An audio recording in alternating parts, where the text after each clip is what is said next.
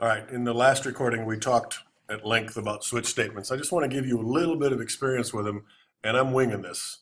I was, during the break, walking the halls thinking, I don't want to jump right into simple subs because those are tricky. I want to do some very simple ones first, some simple switch statements. We'll do some here. There's also some good ones in the book and in the worksheet, etc. So there's some simpler ones there, but let's do one of the simple ones. I'm going to minimize my Visual Studio if you have it open. I'm going to get stuff out of the way, and I'm just going to launch Visual Studio from the Start button.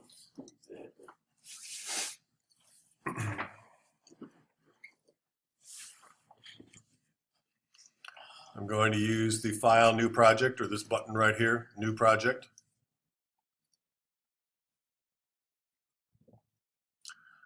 Mine's going to the desktop, so that's good. If yours isn't, you might want to change it. Let's call this Switch Test. Make sure you're doing C# stuff. Switch test.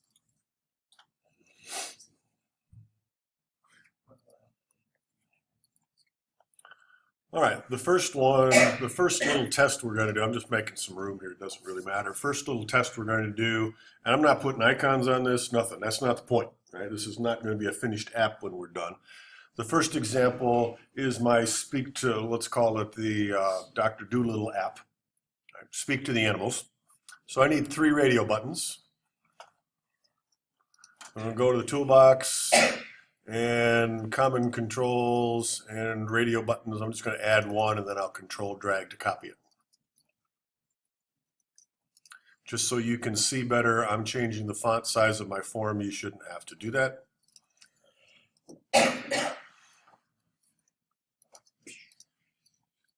Boom.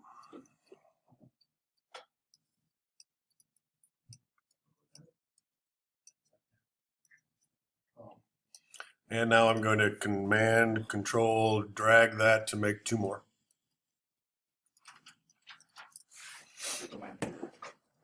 You don't need that. I definitely do that. Okay. This first one, we're going to talk to 3 different kinds of animals. So first one, let's make it a dog. So just type the text dog on that.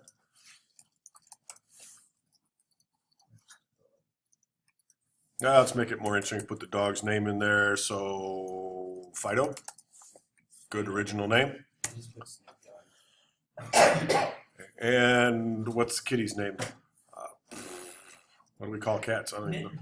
Mittens sounds good. Okay, Mittens. Too excited. Thanks for the help. And let's also talk to what else do we want to talk to? Bugs. Bunny. Bugs? Yeah, bunny. Bugs Bunny. Yeah. Rabbits don't say anything. I need a critter that speaks. A bear. A bear. That would be Yogi, right? Name it. Yogi. Name it dog. We're going to need a label that's going to display our message to our animal. So add a label to that form real quick. I'm going to put a border around it and make it auto size false, all that good stuff. LBL message, call it whatever you like, but that'll make life a little easier. And I'm going to clear its text and add a border. All of this is optional. So that's where my message is going. I'm not even going to label it.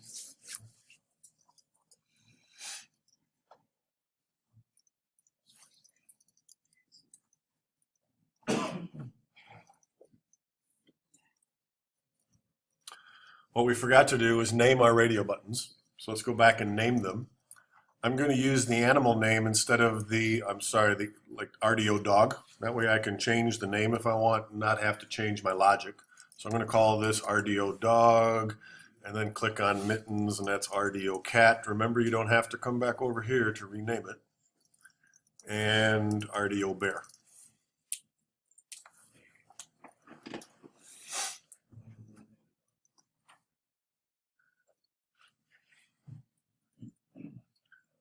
And now I want to say hello to the animal based on whichever one you click. And I guess we'll need a button to start with. So let's add a button. And in my button, I'm going to call it button hello. And for its text, I'm going to say hello.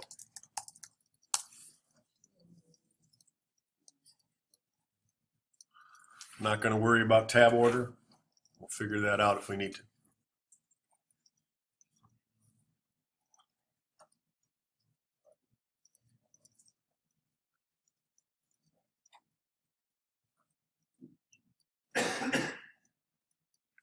This example isn't any better than my belts example. That's what I get for making it up as I go. Let's code button hello. Double click.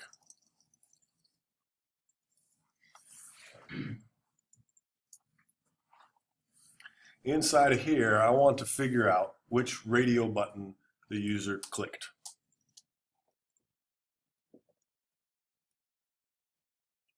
Wait, thinking. Modify the app, get rid of the radio buttons.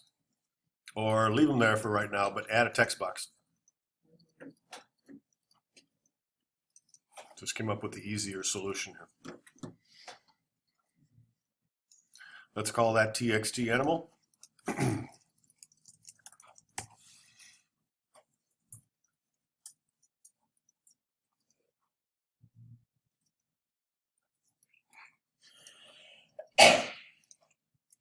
give it a label here real quick.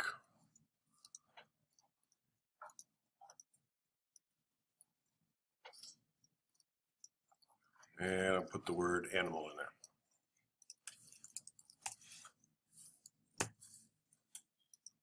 Okay. Now we're going to use the text box and respond to that first, then we'll transfer over to the radio buttons. The radio buttons actually complicated things here that I didn't want. Back to say hello. I want to say hello in the animal's language. Could have all kinds of animals in that text box, right?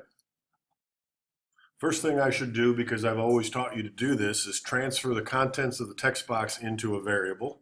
So I'm going to create a variable that's a string, and I'm going to call this animal lowercase, and that's going to be equal to whatever's in my text box.text. Probably optional, but it's a good plan.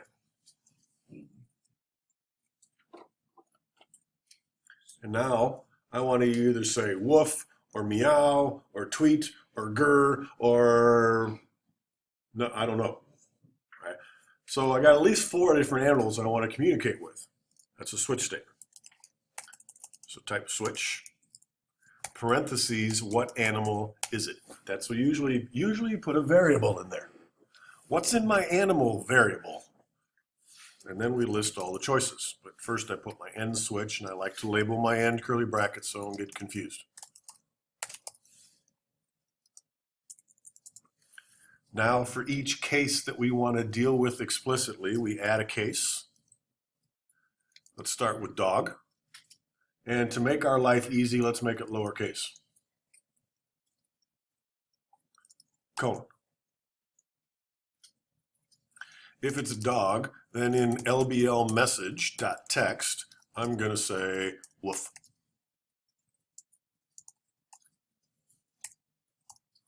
And there's always a break. Notice the red squiggle on case didn't go away until I typed break. If that bothers you, type the break first, then put in the message. That's perfectly acceptable, because there's only one statement here along with the break. But just so you see the more common technique, let's move it down. Notice how it automatically indents. The break indents. As soon as I type case, cat, it should unindent, and it does. Enter. LBL message, you can just kind of keep going on your own now, equals meow. More likely the message would know it's not time to eat yet. Break. It's the only thing my cat ever says to me, feed me. And then what? Then we can do a case bear. Pick whatever message you want. just going to do a big long grr.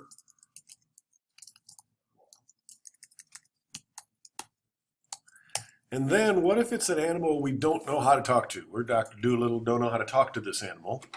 Then we use default. There is no case, it's just default. LBL message dot text equals, I don't know what the heck. Good enough. Notice the case up here. It's warning me, hey, control cannot fall through. That's a terrible error message. That error message means, hey, dummy, you forgot the break. That would have been much more clear. Fall through means you can't just skip through.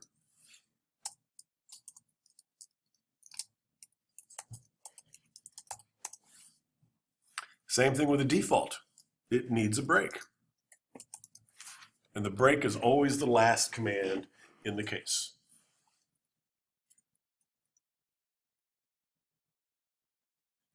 Now, if I'd done an if, else if, else if, else if here, I would have said if animal double equals dog, label message equals woof, else if animal double equals cat, else if bear, else. Generally, this is a little cleaner, particularly because we don't have to repeat the animal equals, double equals, double equals, double equals. That's really what this is doing behind the scenes. It's doing a comparison. Is this the same as that? Is this the same as that? Else, do this. Let's go. Give it a shot. See if we can talk to the animals.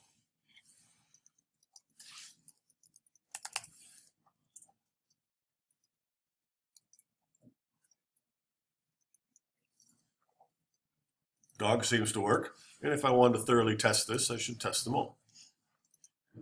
And now the dog's got something more to say, so I'm going to go back and make sure it still woofs to the dog. It does. Now we need a bear. Can't spell that. And finally, now I'll talk to the, what do you want to talk to, a rabbit? Yeah, Bugs. Bugs Bunny. What's up, Doc? Don't know. Not add it. Go ahead. What's up, Doc, for the buddy? But you can type anything up here, including, and it still says, I don't know what that is. That's annoying. Maybe it's time to show you how to fix that.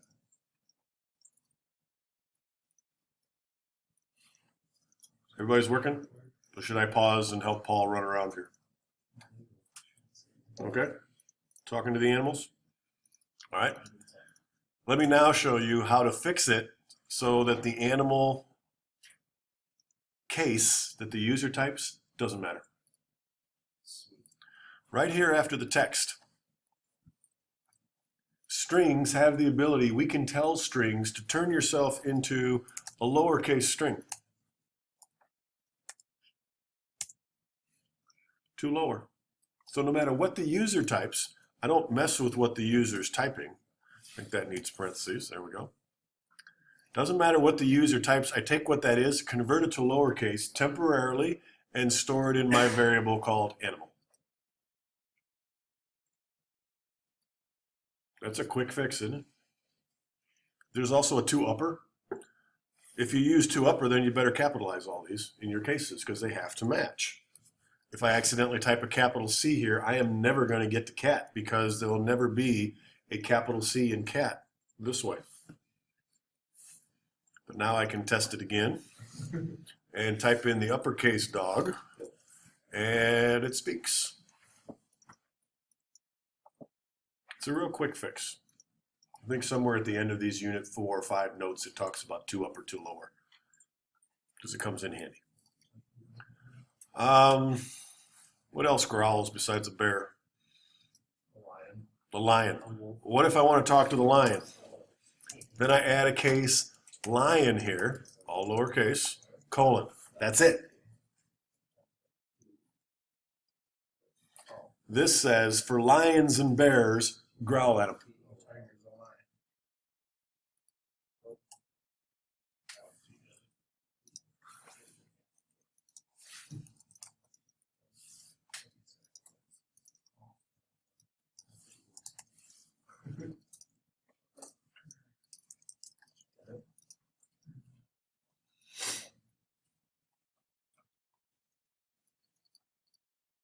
That's a switch statement. Numbers work basically the same way. If I had asked them to enter their number of deductions on their tax form, we translate it to a number, do a parse, int parse, parse.int, int.parse, I forget. Right, parse it, and then do the count. And if the count is 1, do something. The count is 2, do something else. If it's 3 or 4, do some other thing. They work exactly the same way. But we started with radio buttons. So let's learn how to deal with the radio buttons instead. First of all, let's go up here at the very top. Stop running. Let's add an if statement, because I want my radio buttons and my text box to work. If the text box dot text is not equal to the empty string,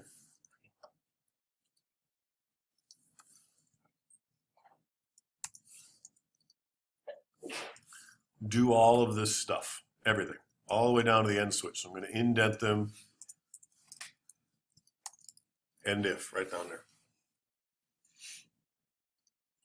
So this one will respond to the text box first, if there's something in the text box. But if the text box is blank, then we're going to talk using the radio buttons. Notice I have an if statement with a switch statement inside. Oh my God, this is getting complicated. Only in Visio. But you got your head around that, right? That shouldn't be too bad. Else, curly bracket, and I can put an end curly bracket, put a nice comment here that says process the radio button.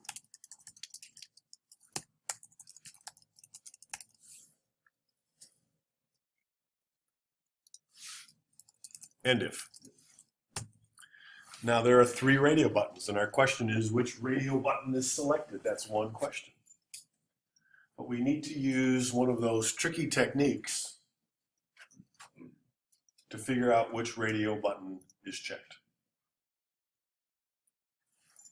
Here's what it would look like. Switch true.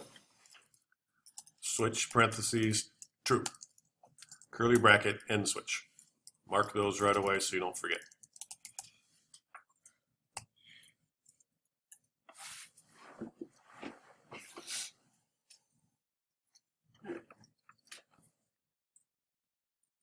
If what's true, case RDO bear dot checked. This relates to true. I hope. I don't like those red squiggles right now. I hope. Colon. What do I do? Then it's a bear. I'm going to steal my message and my break from up here.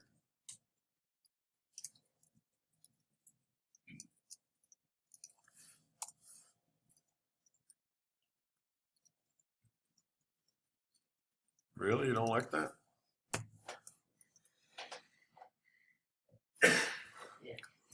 Hover, error, a constant value is expected. Bummer. I honestly expected that to work. Must be Swift. Paul, do you see anything wrong? It's telling me that it wants a constant here.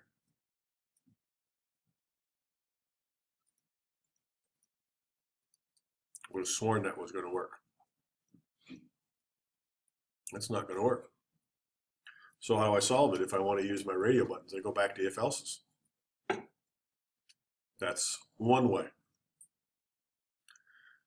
Let's learn another one, and as soon as we learn this, we'll apply it to simple subs. So that's not working. Let's take it out, but leave the switch. We are going to use it. Yep, we're going to use it. Let's create a class level variable up here.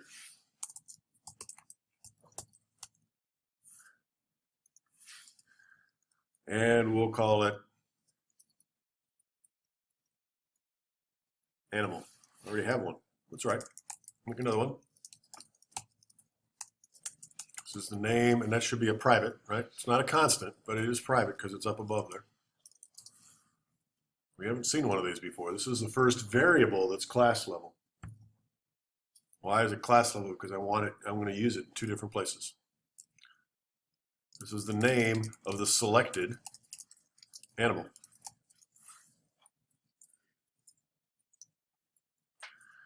I'm going to take the string off of this one. Now I'm not declaring it anymore. I'm using that one. Reusing it. It was legal the way it was before, but this makes more sense. Here's my plan. Whenever the user clicks on a radio button, I'm going to figure out which radio button it was, and then simply change what's in animal, and then down here, I can get rid of my if statement. Maybe. I can end it right here.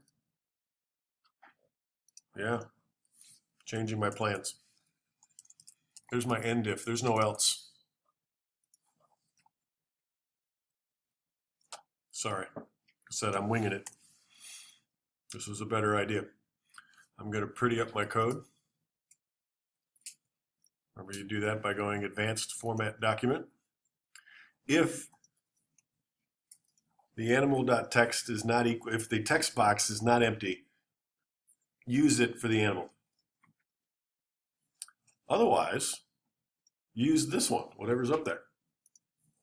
But how do we set it? A couple of ways. Let's go back to the design view. Double click on Fido.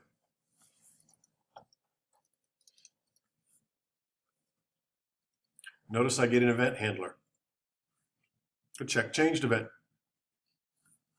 In here, I could say animal equals dog.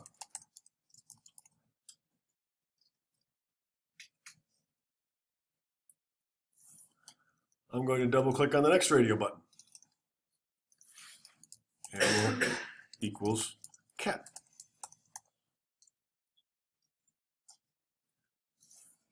And finally, the last one.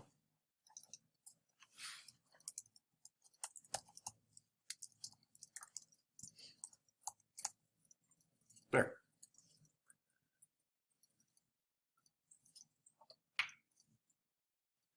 Better lowercase those because my switch statement uses lowercase.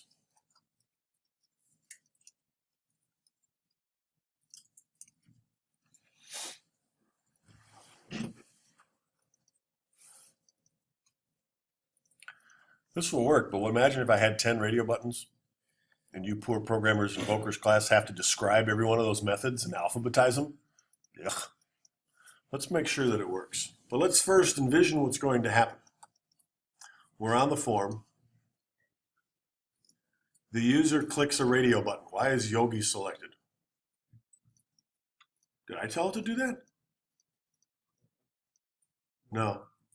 The reason Yogi is selected is he's first in the tab order. Guess I should have set my tab order. He's first in the tab order. Since he's a radio button, he just got focus, and when you focus to a radio button, clicks it. That one often catches people by surprise. I'm going into my tab order. I'm going to tweak it. So I'm going to kill that because I wasn't expecting that. Should have. I'm going to go to the tab order, and I'm going to say animal, you're first. Then the radio buttons. Then the button. That way, Fido or Yogi or whoever will not be selected automatically because I didn't tell it to select any of those. Escape. Run, and now my focus is in the animal box, and notice none of the check boxes are selected. So something to keep in the back of your brain, Paul and I both, because it happens to you and you don't remember why. Okay?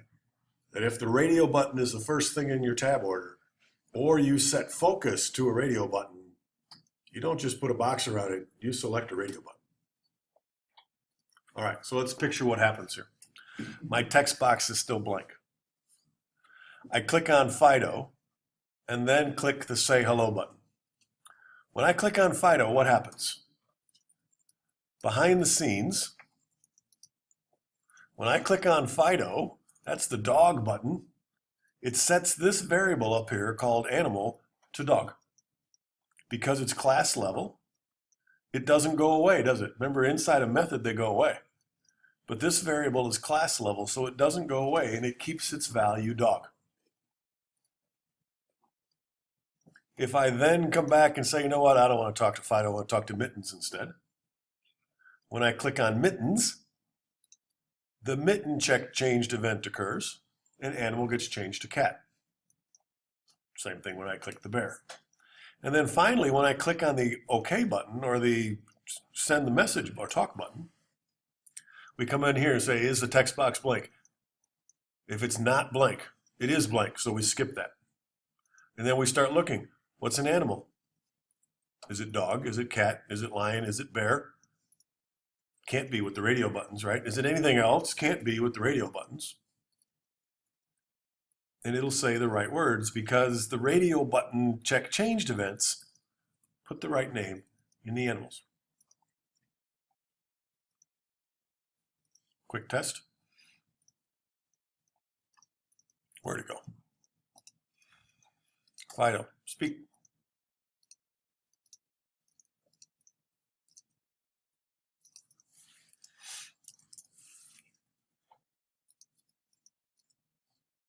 So we talk to this animal first, even regardless of what's selected over here. There are other ways I could change the logic. I'm not going to go through that process. Everybody working? No, lots of no's. Paul, let's go to work. This works, but again, if I had 10, 15 radio buttons, I'd have a lot of event handlers. There's a better way to do this. There's a better way to do this. Let's delete our 3 event handlers. Actually, you know what? Leave dog. Now that we've deleted it, that's going to cause errors, so try to run and then go delete the wiring.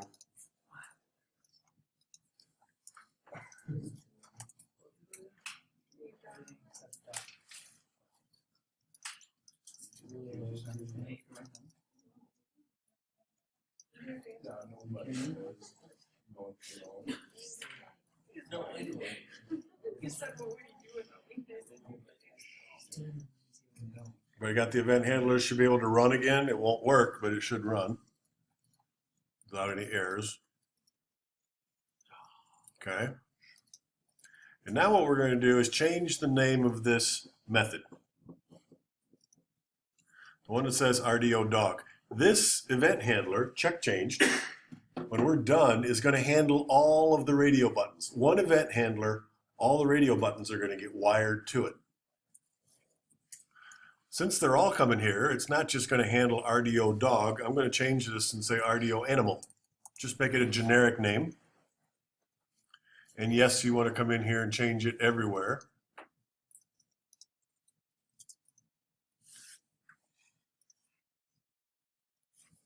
So there was a little red box here. I clicked it, clicked the button, and renamed it everywhere. This will still work for dogs. I'm just going to verify it for me here. I'm going to run it and click on the dog and talk to it. Yeah, that still works. But the other ones no longer work because they're not wired to anybody anymore. We deleted them. So what we need to do, going back to the design now, I'm going to take these 2 radio buttons and I'm going to wire them to that same event.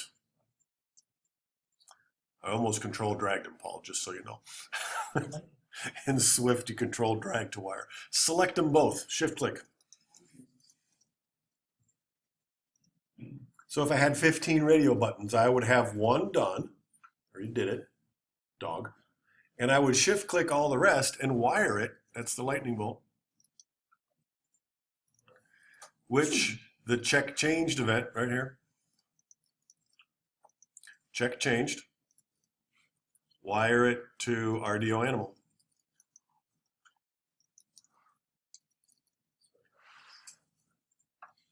Now, whenever I click on a radio button, any radio button, they all go to that same event. And just as a quick test, you don't have to follow. I'm going to run. And remember before, when I clicked on Mittens, there was no talking, but now Mittens is going to speak a foreign language. They all say woof. Well, that's what we said. They're all wired here, so whenever any one of these radio button check changes, we set the animal to dog. Well, that's not exactly what I want to do.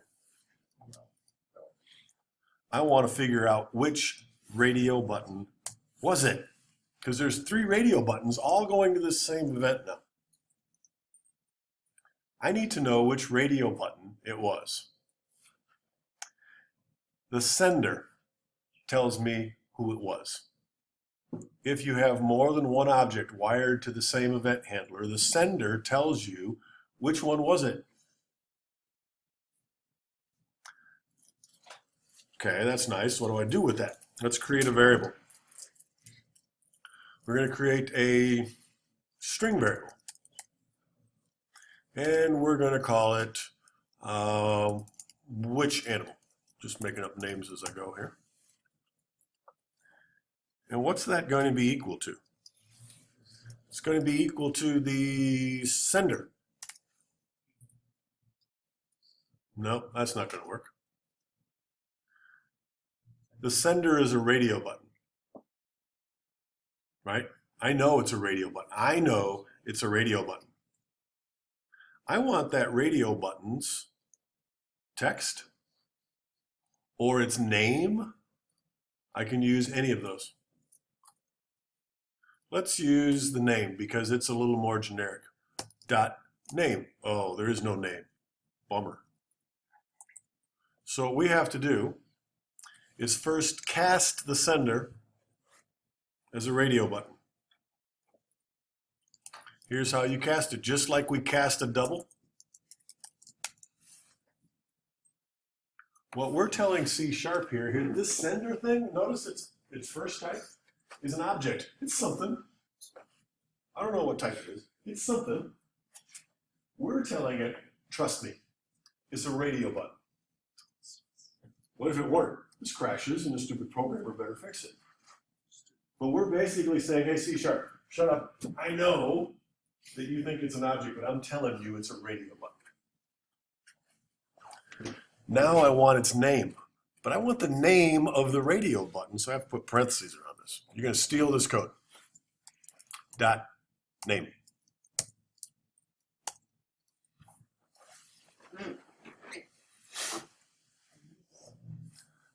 So this says, take a look. Who caused this event? Which one of the 3 radio buttons that we just wired to this caused this event? I'm telling you it's a radio button. Give me its name and store it in this variable called which animal. That explains it. You don't understand it? Steal it and use it. Just don't call it which animal because yours will be which something like which bread, which meat, which soda. Then what?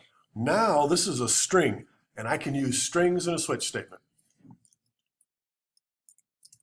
I love switch statements because they're so cool. Which animal? Curly brackets. End switch.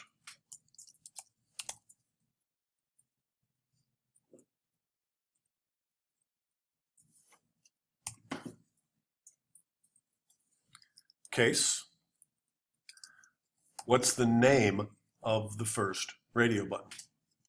RDO dog. That's the name in code. I can ask you, hey, you that clicked on it, you that caused this, what's your name? RDO name, RDO dog. Okay. Then we woof. Oops, need a colon. And let's display it the other way so you can see both. Animal equals. Is this legal?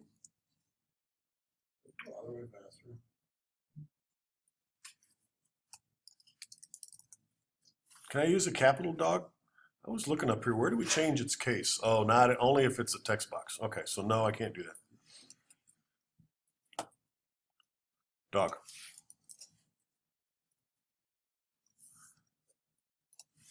It's not dog. Well, then how about RDO cat?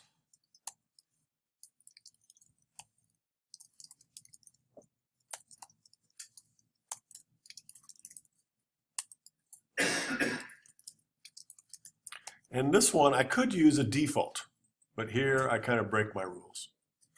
It's much more self-documenting to actually list it by name. It's going to be RDO, who's the last one, Bear? I could say default, but then you don't know its name. And you, to me, if there's only 3 radio buttons, list them all. And don't use default for the last one. Actually explicitly list it. This is not a big, huge if statement. It's just a case. Animal equals bear. And I'm done. There can be no default. There are only 3 radio buttons wired to this event. The only way to get here is by clicking on one of those radio buttons. So I don't need a default. It can't happen. So this says, every time a radio button, any animal radio button is checked, come in here, figure out who caused it, and then set the animal variable accordingly. Then when we click on the button, we come back in here and it talks to him. So when I click on the button, does it start talking right away? No. But when I say hello, then it talks appropriately.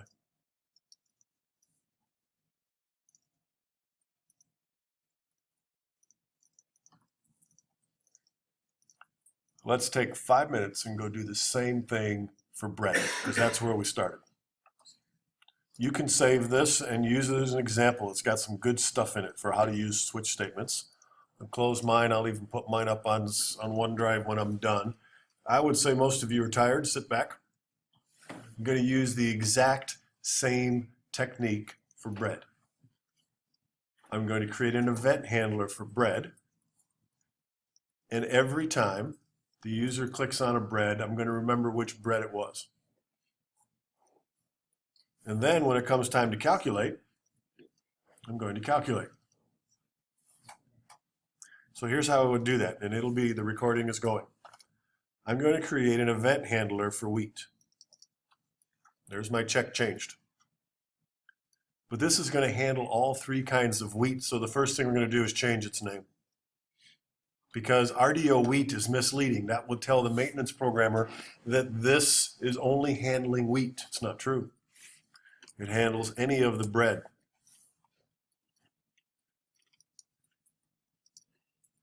I'm going to move that where it belongs.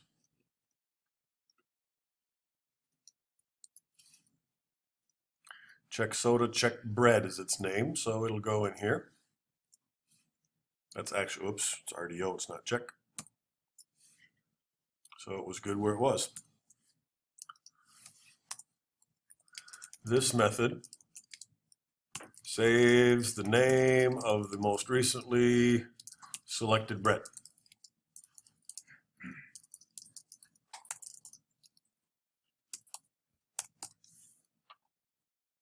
And now I need to wire the other 2 radio buttons to it. Back to design mode, shift click the 2 radio buttons. Lightning bolt, check changed, RDO bread. Now they're all wired together. Back to the code. Up here I have a bunch of constants. Now I'm also going to have some class level variables. So I'm going to do the same thing for meat when the time comes. So I'm going to create a private variable that is going to initially contain a string, and I'll call it selected bread.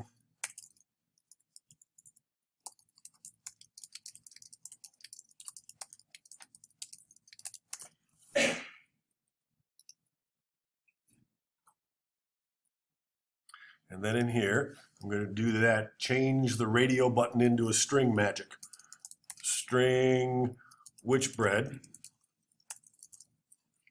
is equal to, and I remember it from before, 2 parentheses, radio button, parentheses, sender, dot, name, capital.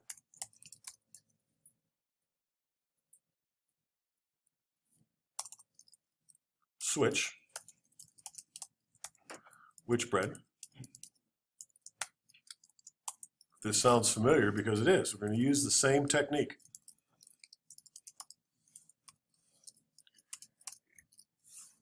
This is the radio button name of the bread. Often I will do this. RDO name. That's a variable name. What's the name of the radio button? It's RDO wheat. Or it's RDO Italian. I'm going to fill in the text in a minute.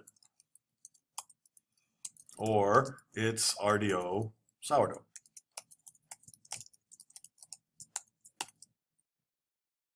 And then over here, I save the name of the bread.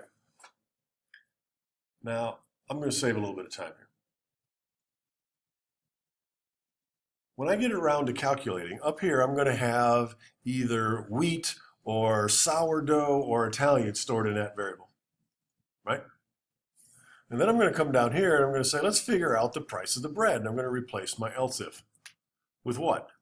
A switch that says, what's in that variable? Is it wheat? Is it sourdough? Is it Italian? If it's wheat, change the price. If it's Italian, change the price. If it's wheat, wait a minute. Why don't we just do this?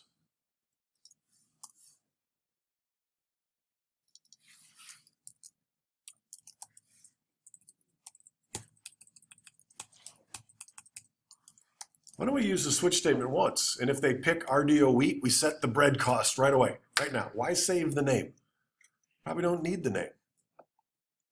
So I immediately set the cost and I put it out here. This is the cost of the most recently selected bread. Now down here in my radio buttons, I'm going to say that the bread cost is equal to the wheat cost. Break. The bread cost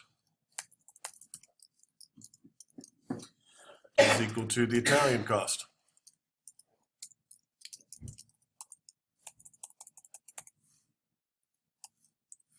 And finally, the bread cost is equal to the sourdough cost.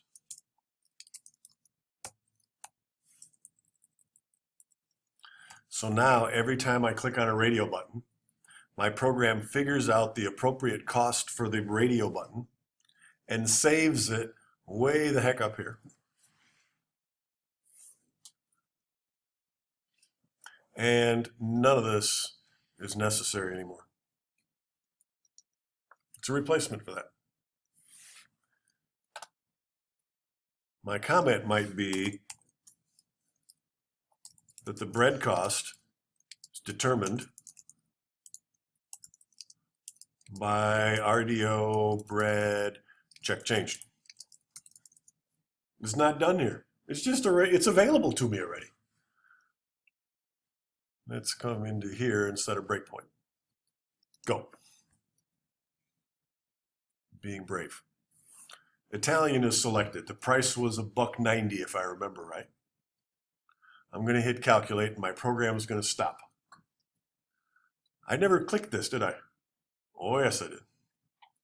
I inform load said RDO Italian checked equals true. That's exactly the same as me clicking on it with the mouse. The check changed event still occurred. It better be $1.90. Program stops and I look at the bread cost and it's $1.90.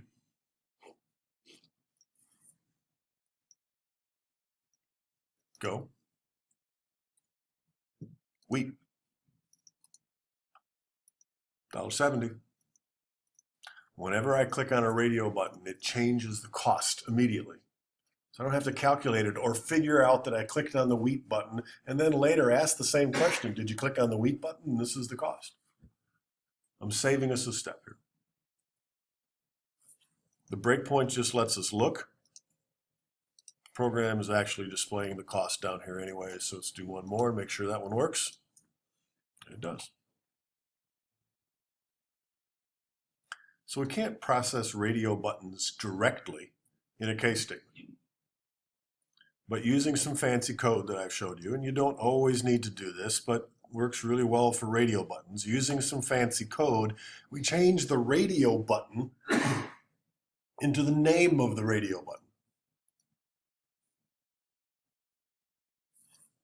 Change the radio button into the name of the radio button, and that's a string that we can process in a case statement. So by doing one extra step, we can use this case statement to figure out which radio button is selected.